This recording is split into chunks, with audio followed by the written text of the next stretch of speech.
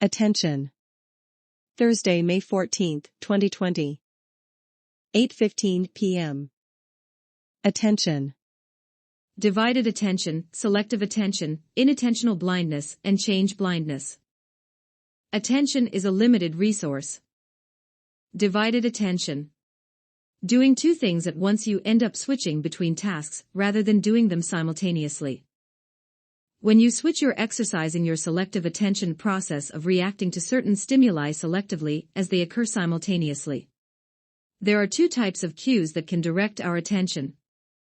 Exogenous, don't have to tell ourselves to look for them, X bright colors, loud noises, pop-out effect. Endogenous, require internal knowledge to understand the cue and the intention to follow it, X. A mouse arrow or the cocktail party effect. Cocktail party effect, ability to concentrate on one voice amongst a crowd. Or when someone calls your name.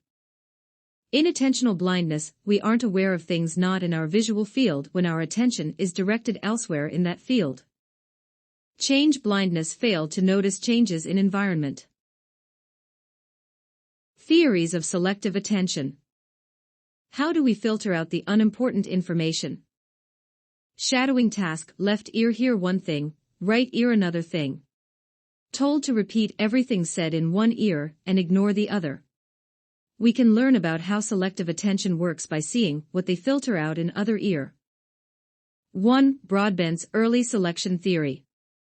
All info in environment goes into sensory register, then gets transferred to selective filter right away, which filters out stuff in unattended ear, and what you don't need to understand it, accents, etc., and finally perceptual processes identifies friend's voice and assigns meaning to words. Then you can engage in other cognitive processes. Some problems: if you completely filter out unattended info, shouldn't identify your own name in unidentified ear. Cocktail party effect. 2. Deutsch and Deutsch's late selection theory.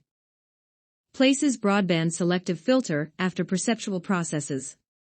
Selective filter decides what you pass on to conscious awareness.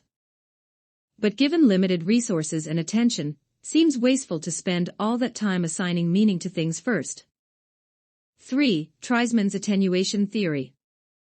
Instead of complete selective filter, have an attenuator weakens but doesn't eliminate input from unattended ear.